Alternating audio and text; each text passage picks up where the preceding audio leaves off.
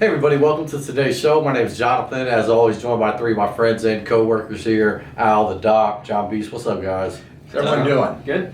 Yeah, real good. And what a show we have for you today. We were just talking before the show started. And in case you're not sure, go back and look at your rookie draft last year. So loaded with talent.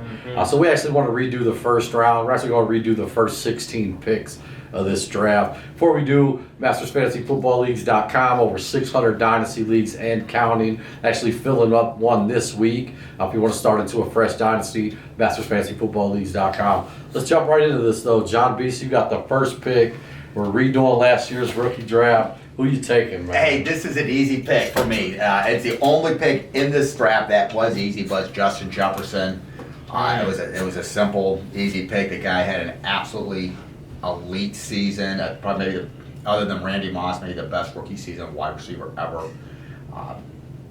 He was incredible. I think he was averaging something like 14 yards a target and 18 yards reception. I mean, they were huge numbers.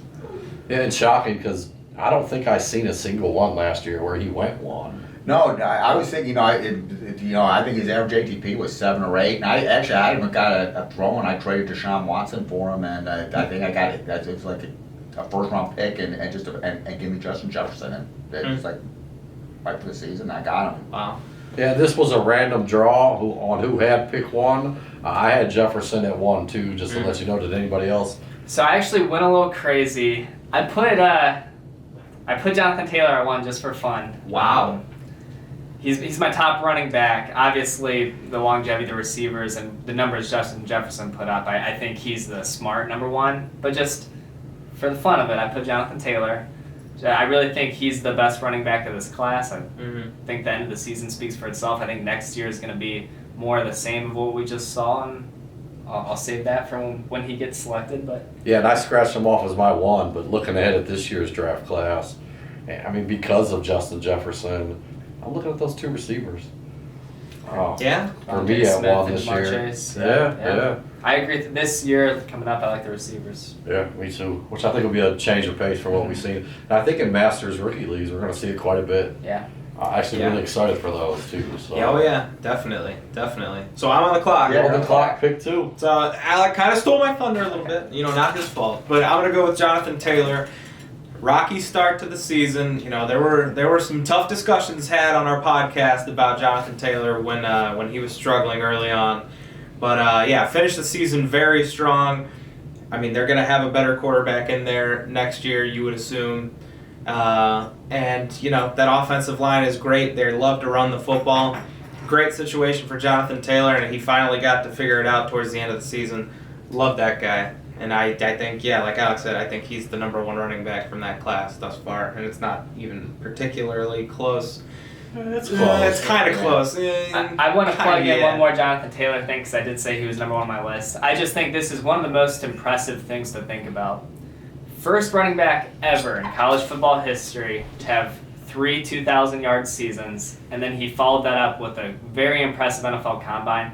I mean, one of the most complete running back prospects we've ever seen. I think him and Saquon Barkley, I mean, their resumes from what they did in college and then how they tested the Combine and just their size and then to see what he actually finally put together at the end of the year. I mean, there's no reason why he's not in the top 5 dynasty running back rankings. Yeah. He can be that good.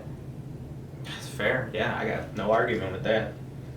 Yeah, I agree. So that puts me on the clock at 3, which I'm struggling a little bit because I actually have someone right above, but I'm going to go CD Lamb. And I'm actually switching my list on the fly here. And I do like some of these running backs. I'm just not quite sure how I want to place them. So for me, CD Lamb's the safe choice at 3. And over the last couple of years, me personally, I've changed my opinion, and I've always went running backs. I'm a running back guy. I'd love to start 3 running backs in my lineup every week. Just looking at the longevity, what he was able to do with Dak Prescott, and I do understand these next couple of years might be a little muddy with Amari Cooper. I think they'll figure that out. I think within the next couple of years, he will be the one in Dallas with Dak Prescott. I like him for the next 10 years, and I don't think you can say that about any of these running backs. So for me, I'm going CD Lamb at 3. Yeah, no arguments there. Yeah, he was my number 3 as well. and I had mentioned it when we did the number one pick show, that had I had the number one pick last year, I probably would have taken Clyde, but looking back on it now with everything we've talked about, I would have probably taken CD Lamb just because, go with the best receiver, the guy that you feel the most confident in, talent-wise, regardless of situation. He proved that this year, that even though there was 2 other dogs on that team, he still found a way to eat. Yeah. There you go. All right. So I think we're to me now in the turn, and it's a snake draft, so I get to press the button twice here. I'm going to go back-to-back running back. I'm going to go Clyde Edwards-Helaire, number 4. And I'm going to follow it up with J.K. Dobbins at 5. Obviously, Clyde did not have the season we expected, but, for all the reasons we loved him this year, I think he can, have a great season next year attached to Patrick Mahomes in this high-powered offense. I think the fantasy numbers, and especially in PPR leagues, the receptions should go up this year because he is a good catching back. And then we saw J.K. Dobbins come on strong at the end of the year. He actually led the league in yards per carry. I think a really impressive stat for J.K. Dobbins. I think he's going to get a much bigger workload next year with Mark Ingram now officially out of the picture. But I still think Gus Edwards and guys like that will steal some carries here and there from him. But I'm excited about both these running backs. And honestly, like Jonathan Taylor, Clyde Edwards-Helaire, and J.K. Dobbins, more than any rookie running back coming up this year. Yeah. Yeah, maybe. We'll say that. We say that now, but Yeah. everybody's going to get draft fever as you get closer to your rookie draft. That's all going to happen. And Yeah, that's true. Yeah, and in true snake draft fashion, I was looking at the running backs, knowing one would still be coming back to me that I really liked. With the 5th pick here, I'm going Deandre Swift. I actually think he could have took him 2nd. For me personally, what he did in Detroit, and I like him because out of all these, and I know Clyde Edwards-Helaire can catch the ball. They're just not throwing the ball at the moment. But the one thing that scares me with Swift, Stafford's out of town, which I actually think could be a good thing. They may bring in a young quarterback, or if it's golf, I think they rely on the running game a little more. I think he's perfect in the passing game. And out of all the guys I watched, minus Jonathan Taylor at the end, I thought he was the most explosive running back in this class. Personally. Yeah, I think he's very explosive. Longevity, I worry a little bit. I just think guys like J.K. Dobbins, even Cam Akers, they're 220 plus and just build a little more compact. So I actually had Cam Akers just ahead of Swift, but kind of all in a row there. And there's still a couple. There's a couple other running backs I could have. So just for me, Swift passed the eyeball test. That's who I want at 5. Okay, yeah. I actually had Swift a little further down my list. I have him at 11, actually. Okay. I think he showed flashes, but I would have liked a little more.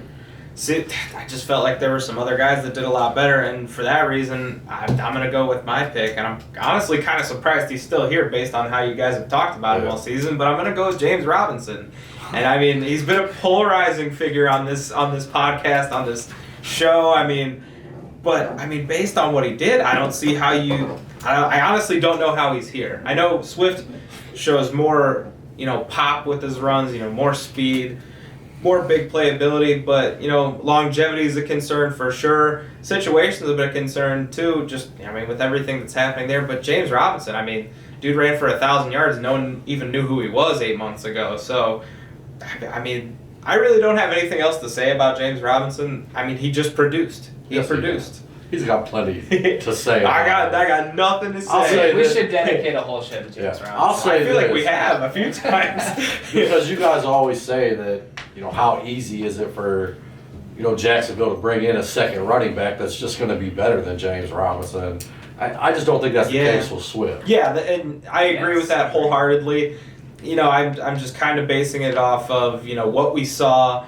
And going forward situation, I could easily see them pick a guy that pushes him for his starting role. That being said, they don't have a ton invested in him, and I know Alec kind of is on the side of that, like, well, they could easily just find someone better, and I agree with that, but I'm also on the side, well, they have nothing invested in him, they might as well just keep him and let him, run the rock 300 times a season, and get 1,000 yards out of him. That's what happened last year. He put up solid numbers. I'm like I said, I'm surprised you guys let him drop to me, and I'm surprised I had to make the pick on him, but I wouldn't have gotten past you. I wasn't going to come back, I tell you that. And I had to swoop in. You're saying this, that, and the other about these other running backs, but James Robinson was the only rookie running back in the top 15. And he's compact. He said he liked the compact runners, and nobody more compact than him. Yeah. But at any Nobody's rate, slower either. But. yeah, that could be. Coming back around here, you know what? The other thing I was going to say, you go back and you just look at this draft class and all these players, you can mix them up, and this was the best draft class I can ever remember, and I don't think it's even particularly close. But I'm going to take T. Higgins coming around. I like he's tied to Joe Burrow. I like his size. He had a great year, until Burrow got hurt. But I just being tied to him for the next 10, 15 years is that's where I'd go, and then I'm going to go. It's only. I just so disagree with the no running back theory. I really do. And you talk about CeeDee Lamb for, you have him for the next 10 or 15 years. Hey, the bottom line is, it's a Dalvin. You need without Kamara, Dalvin Cook. Those are, CMC last year, Saquon the year before. You need those big running backs. Don't do it. Okay, I'll take LaViscas. Oh, okay. When I just changed. I was gonna go and Gibson, but I just changed. Just because you're tied to Trevor Lawrence. That's the bottom line. That's just.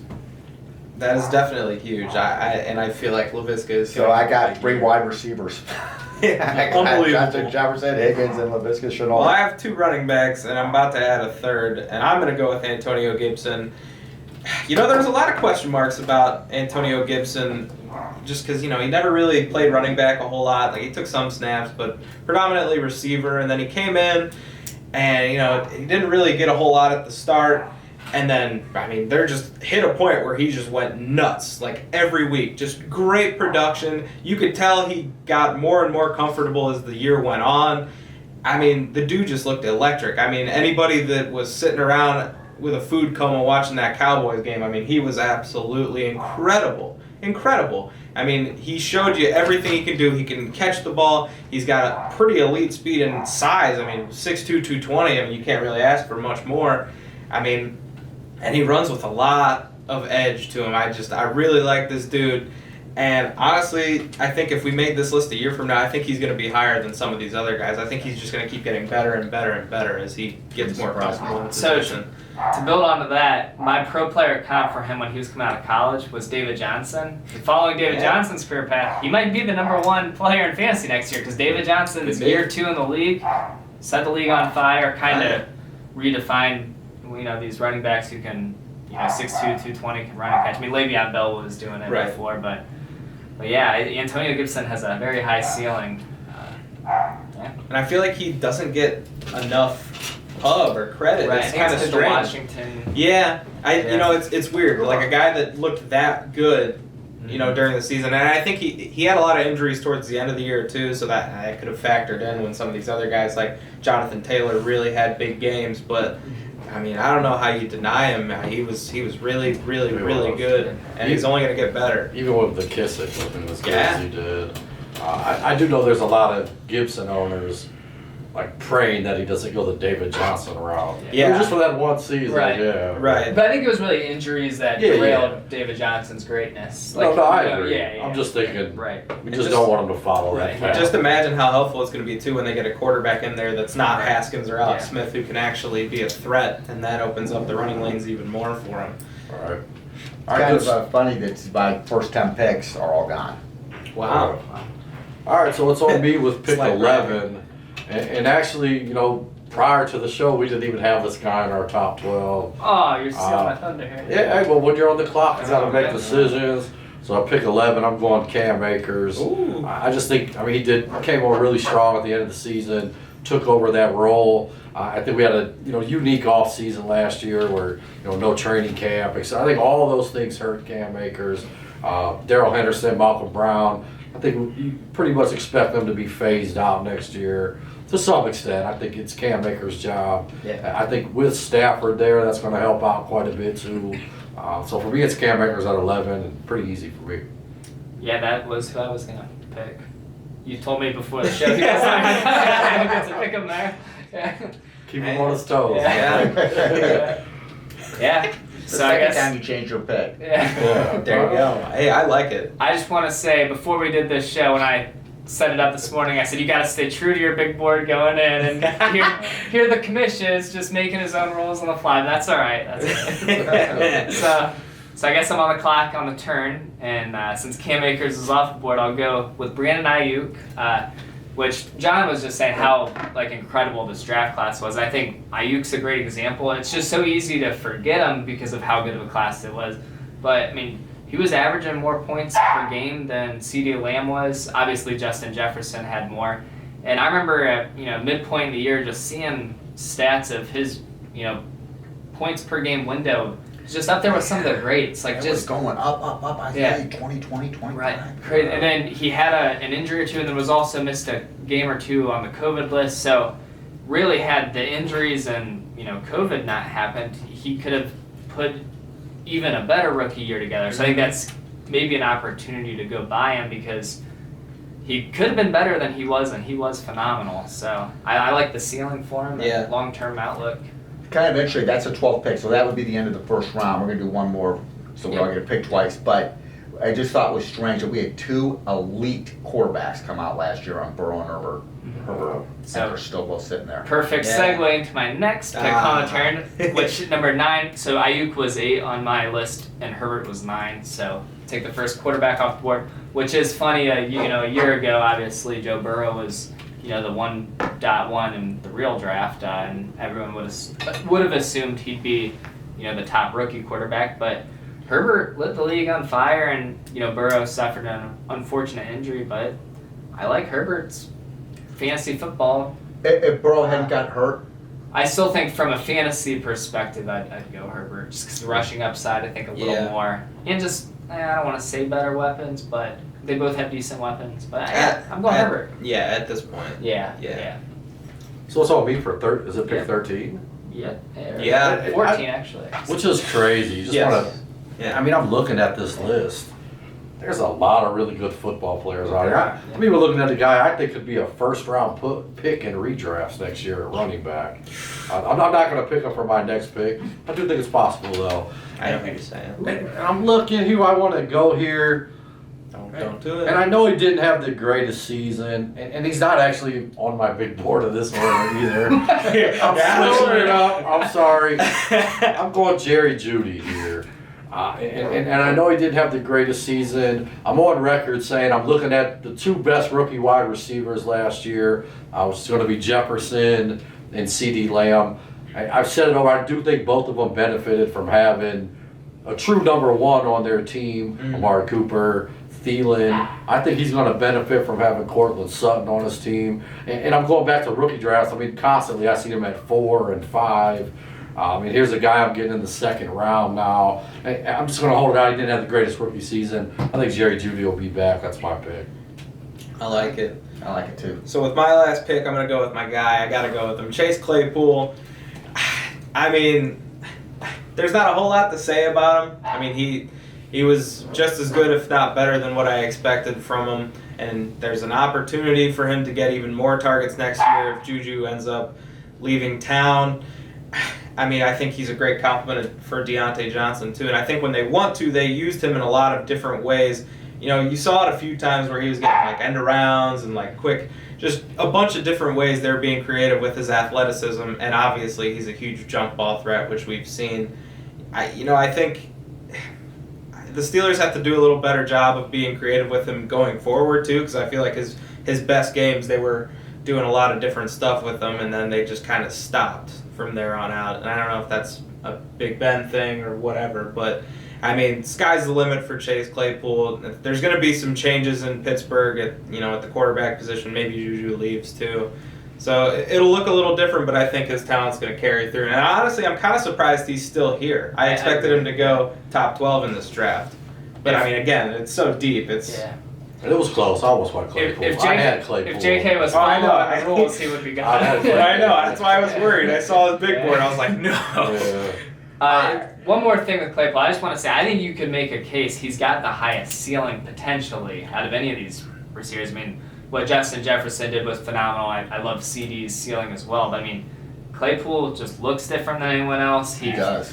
It's interesting because Are you gonna say something about DK? Yeah, I was gonna say my famous line is like he's built like DK, just kind of has that, they're built different, they look different, and just have a different ceiling than everyone else, and it scares me as a Browns fan. But I think Claypool could be great. Like, great. If everything goes right in his development, I mean, it's gonna be scary.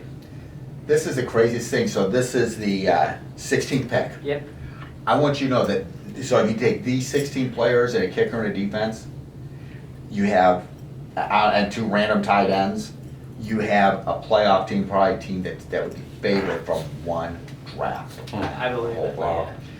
And just give an idea about how deep this draft is. I'm gonna go before I give the final pick of this draft.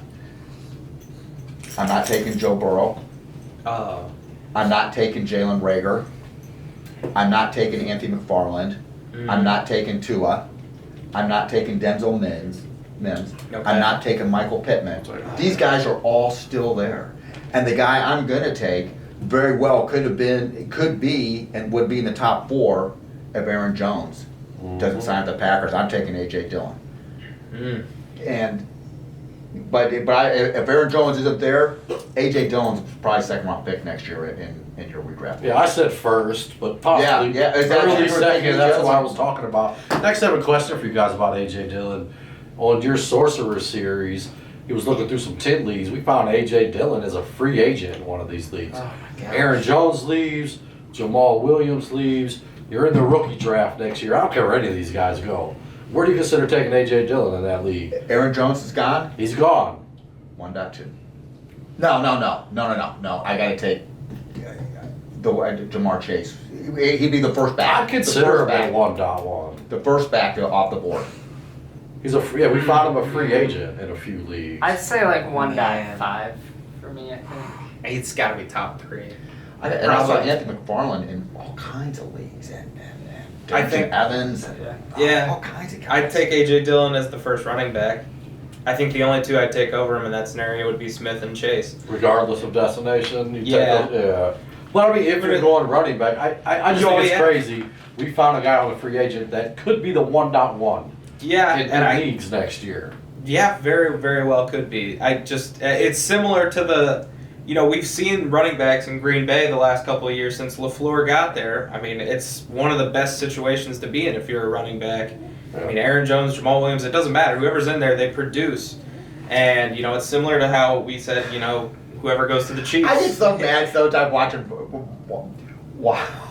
Rodgers. Like, they'll get down to the 2. I just feel like sometimes instead of handing to Aaron Jones or to whoever else is back there, he throws a 2-yard touchdown pass. They just forced it. Just thinking, what's that extra touchdown? I don't know. I know that's not what happens. You're a great quarterback. Dylan, go ahead. Okay, so when John was reading that list and just talking about how, that's literally a fantasy playoff team of rookies, it got me thinking about this one league I'm in. It's unfortunately not a Masters league, but this guy, so it started like 2 years ago. Don't listen to him. And you can trade during this. This guy just sold like everything 2 years ago, traded for nothing but future firsts. Listen to who he got in this. And we were laughing. I had a couple buddies in this league. We were just laughing at this guy 2 years ago. Like, he's trading all these startup picks, blah, blah, blah. This is who he drafted this year. Jonathan Taylor, J.K. Dobbins, Cam Akers, Clyde Edwards-Helaire, Deandre Swift, Justin Jefferson, Jalen Reagor, Denzel Mims, Brianna Nyuk, Laviska Shenault. I mean, that is a dynasty team. And it took about 2 years of doing nothing, but I mean, now he is just loaded for the next 10 years. It's crazy. That's because when he was doing the strategy, I mean, I said I'm too impatient to do stuff like that, but I was just like, what's this guy doing? Just trading away everything, and now his team looks a lot better than mine does. I'll say that. But yeah, that was a fun episode. That was, yeah. I like That was it. a fun These episode. I These rookies circled were Ruggs special. here too, which was the first wide receiver drafted last year. Well, I think when they get Deshaun Watson, look out. I still have a lot of faith in Ruggs, though. I think he had some injuries early on too, and it took I'd a while. at 15. The talent's still there. The only thing I worry about with him from a fantasy perspective is that, I mean, he's such a threat. You have to worry about over the top. That, I mean, like, half the time, like, I saw it in some games I watched of the Raiders where they would just kind of send him long, and he would just attract so much attention because you can't, unless you're the Jets, you can't let him behind you. Yeah. I did. Sometimes the I left best. one guy off that list too. Donovan People-Jones averaged Ooh. more yards per target and more yards per catch than Justin Jefferson. Wow.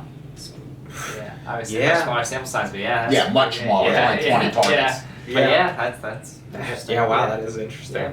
I like that. Go Browns. All right, good stuff, guys. That's going to wrap up this episode. If you could, leave us in the comments. Tell if you think we got it wrong. Maybe someone we left off the list we should have put in there. We'd love to hear from you. Once again, mastersfantasyfootballleagues.com. Currently have sign-ups for a new Dynasty League right now. Hopefully it starts at the end of the week. And depending on when this gets published. It'll be starting soon. Thanks so much for listening. Hit that like and subscribe button. Love you to become part of the Masters family. Anything else?